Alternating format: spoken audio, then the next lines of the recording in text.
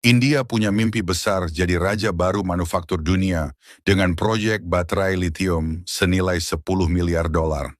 Tapi, kenapa tiba-tiba semuanya dinyatakan gagal? Apakah India terlalu percaya diri atau memang China sengaja melakukan sabotas halus lewat regulasi ekspor? Simak analisis mendalam kami tentang drama industri energi baru yang bikin India pusing tujuh keliling. Bayangkan kalian punya uang 150 triliun rupiah di kantong, sudah sewa lahan seluas kota, sudah koar-koar ke seluruh dunia, bakal jadi saingan terberat Elon Musk. Tapi pas mau pencet tombol start, mesinnya nggak ada. Itulah gambaran singkat nasib India saat ini. Ambisi mereka buat membangun pabrik raksasa baterai lithium senilai 10 miliar dolar Amerika baru saja dinyatakan game over alias gagal total. Media-media India sekarang lagi ramai, nunjuk hidung ke satu arah. China. Katanya China sengaja pergi pas India, lagi sayang-sayangnya. Tapi, apakah beneran begitu? Atau India yang memang lagi kena prank sama realitas industrinya sendiri? Sebelum kita bahas lebih dalam soal siapa yang salah, coba kita lihat dulu seberapa besar si mimpi India ini. India itu negara paling padat di dunia. Tenaga kerja melimpah, pasar domestic house akan gadget dan kendaraan listrik. Secara teori, mereka itu the next world factory. Makanya, tahun 2022, mereka rilis kebijakan keren namanya PLI atau Production Linked Incentive. Bahasa gampangnya gini, kalian bikin barang di India, kalian jual di India, pemerintah bakal kasih subsidi cash. Sektornya nggak main-main, semikonduktor, panel surya, sampai baterai lithium. India pengen banget gantiin posisi Cina sebagai pusat manufaktur global. Tapi pertanyaannya, memang semudah itu mindahin dapur orang ke rumah kita tanpa punya resepnya? Nah, di tengah euforia itu, muncullah Reliance Industries. Ini bukan perusahaan sembarangan. Ini raksasanya India milik orang terkaya di sana, Mukesh Ambani. Di tahun 2024 saja, nilai pasarnya tembus 190 miliar dolar Amerika. Ambani dengan gaya sultannya bilang di depan pemegang saham, kalau mereka bakal invest 10 miliar dolar buat bangun 4 pabrik super di Jamnagar, Gujarat. Fokusnya, lithium-ion battery, energi hidrogen, dan panel surya. Dunia sempat gemetar. Media-media bilang India siap menantang dominasi Cina di sektor energi baru. Tapi ada satu rahasia kecil yang mereka lupa kasih tahu ke publik. Reliance itu punya uang, punya lahan, punya semangat, tapi nol besar soal teknologi inti sel baterai. Dan disitulah drama ini dimulai. Kalian mungkin mikir, kan tinggal beli teknologinya, beres kan? Masalahnya, di dunia baterai lithium, semua jalan itu ujung-ujungnya ke Cina.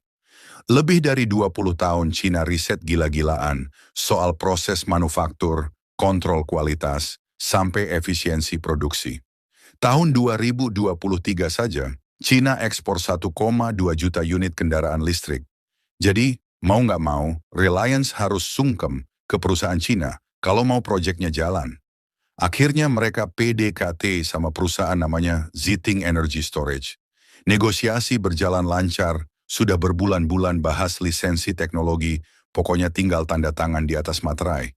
India sudah merasa di atas angin, ngerasa sebentar lagi bakal punya hati dari industri kendaraan listrik mereka sendiri. Tapi plot twistnya lebih pahit dari kopi tanpa gula. Tepat di Oktober 2025, pemerintah Cina tiba-tiba mengeluarkan kebijakan kontrol ekspor baru. Semua barang yang terkait baterai lithium, anoda grafit, sampai peralatan mesin pembuat sel baterai harus dapat izin resmi dari pemerintah Cina kalau mau dibawa ke luar negeri. Alasannya, melindungi keunggulan kompetitif dan mencegah kebocoran teknologi inti. Zhiting Energy Storage yang tadinya sudah hampir deal sama India langsung putar balik. Mereka nggak mau ambil risiko kena semprot pemerintahnya sendiri. Hasilnya, Reliance Industries ditinggal pas lagi butuh-butuhnya. Proyek 10 miliar dolar yang tadinya bakal jadi pusat energi dunia, tiba-tiba cuma jadi sekumpulan bangunan kosong tanpa nyawa. Terus gimana nasib proyeknya sekarang? Reliance mencoba tetap cool. Mereka bilang proyeknya nggak batal, cuma disesuaikan. Sekarang mereka fokus ke perakitan sistem penyimpanan energi saja. Tapi buat orang yang ngerti industri, ini tuh penghinaan. Itu kayak kalian mau bikin pabrik mobil, tapi karena nggak bisa bikin mesin, akhirnya kalian cuma jualan casing spion sama jok doang. Tanpa sel baterai yang diproduksi secara lokal, India cuma jadi tukang rakit barang impor. Nilai tambahnya kecil banget. Dan puncaknya di Januari 2026, Reliance resmi mengumumkan kalau bagian manufaktur inti baterai lithium ditangguhkan. Istilah halusnya untuk bilang, kita nyerah karena nggak sanggup. Tapi tunggu dulu, kenapa India nggak cari pacar baru saja? Kan masih ada Jepang sama Korea Selatan. Mereka kan juga jago bikin baterai. Ada Panasonic dari Jepang yang suplai Tesla, atau Samsung SDI dari Korea. Kenapa India nggak ke sana saja? Nah di sini sisi satirnya, India itu pengen teknologi kelas dunia, tapi harganya pengen harga teman. Teknologi Jepang dan Korea itu dibangun di atas biaya tenaga kerja yang tinggi dan standar operasional yang super ketat. Biaya lisensi mereka bisa 2-3 kali lipat lebih mahal dibanding solusi dari Cina. Biaya perawatannya juga 40% lebih mahal. Pasar India itu sensitif banget sama harga. Naik 1-2% saja, pembeli di India langsung kabur. Kalau baterainya mahal, harga motor atau mobil listriknya jadi nggak masuk akal. Akhirnya, India terjebak dalam lingkaran setan. Mau murah tapi nggak punya teknologi. Mau teknologi tapi nggak kuat bayar. Nggak cuman itu, masalahnya makin rumit kalau kita bicara soal bahan baku. Kalian tahu nggak kalau 60% pemurnian litium dunia itu ada di Cina? 73% pemurnian kobalt, dan hampir 90% pengolahan grafit juga ada di sana. Jadi, mau India kerjasama sama Swedia, Jerman, atau Amerika sekalipun, ujung-ujungnya mereka tetap harus beli bahan bakunya dari Cina. Eropa saja yang sudah kucurin subsidi miliaran euro masih megap-megap buat ngejar skala produksi Cina. Jadi, ambisi India buat mengganti Cina dalam waktu singkat itu sebenarnya lebih mirip kayak mimpi siang bolong yang dipaksakan jadi kebijakan nasional. Dan jujur saja, India sendiri punya reputasi yang bikin investor asing mikir 2 kali sebelum naruh uang di sana. Masih ingat kasus perusahaan handphone asal Cina yang masuk besar-besaran tahun 2014 sampai 2018? Pas mereka sudah sukses, tiba-tiba pemerintah India rajin banget ngadain audit pajak. Kejutan! Eksekutifnya dilarang keluar negeri, asetnya dibekukan. Dan bukan cuma Cina korbannya. Vodafone pernah ditagih pajak gaib 3 miliar dolar atas transaksi yang terjadi bertahun-tahun sebelumnya. Samsung juga kena denda 600 juta dolar gara-gara masalah administrasi jadul.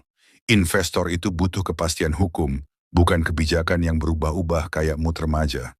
Kalau cara mainnya begini terus, ya jangan kaget kalau perusahaan teknologi tinggi lebih milih membangun pabrik di Vietnam atau Thailand dibanding di India.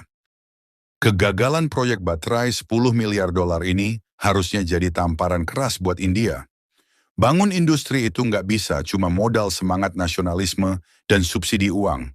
Kamu butuh ekosistem, butuh riset dasar, dan yang paling penting, butuh diplomasi yang cerdas. India terlalu cepat ingin bercerai dengan Cina sebelum mereka bisa masak sendiri. Sekarang mereka cuma bisa melihat pabrik megah di Jamnagar. Itu jadi saksi bisu betapa mahalnya harga sebuah gengsi tanpa persiapan teknologi yang matang. Jadi, apakah India bakal belajar dari kesalahan ini, atau mereka bakal cari kambing hitam baru lagi buat nutupin kegagalan berikutnya? Satu hal yang pasti, perang energi baru ini bukan cuma soal siapa yang punya uang paling banyak.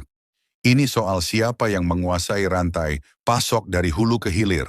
Cina sudah mulai lari maraton sejak 20 tahun lalu, sementara India baru mau pakai sepatu lari, tapi sepatunya masih harus minjam ke tetangga. Kegagalan Reliance ini adalah sinyal bahwa ambisi India untuk menjadi raja baterai dunia masih sangat jauh dari kenyataan. Mereka mungkin punya tenaga kerja jutaan, tapi tanpa penguasaan teknologi inti, mereka hanya akan tetap menjadi konsumen, bukan produsen utama. Dunia manufaktur tidak butuh klaim besar di koran. Dunia manufaktur butuh hasil nyata yang keluar dari lini produksi setiap harinya. Kedepannya, tantangan India akan semakin berat. Amerika dan Eropa mulai protektif, Cina semakin memperketat ekspor teknologi strategis, sementara kebutuhan energi bersih tidak bisa menunggu. Kalau India tidak segera memperbaiki iklim investasinya dan mulai serius melakukan riset mandiri daripada sekadar mengharap lisensi murah, maka jargon Make in India mungkin hanya akan menjadi slogan indah tanpa isi. Kegagalan pabrik lithium ini hanyalah puncak gunung es dari masalah struktural yang lebih dalam di industri manufaktur India. Dan bagi kita yang menonton dari pinggir lapangan, ini adalah pelajaran berharga tentang betapa dominannya China dalam membentuk masa depan energi global, suka atau tidak suka. Jadi menurut kalian, apakah India memang sengaja dijegal oleh China? Atau ini murni kesalahan strategi India yang terlalu ambisius tanpa persiapan matang? Apakah menurut kalian ada negara lain yang benar-benar bisa menantang dominasi China di sektor baterai lithium dalam 10 tahun ke depan? Tulis pendapat kalian di kolom komentar. Jangan lupa like dan subscribe. Kalau kalian suka pembahasan seperti ini, mari menjadi lebih cerdas tentang dunia di sekitar kita. Sampai jumpa di video berikutnya.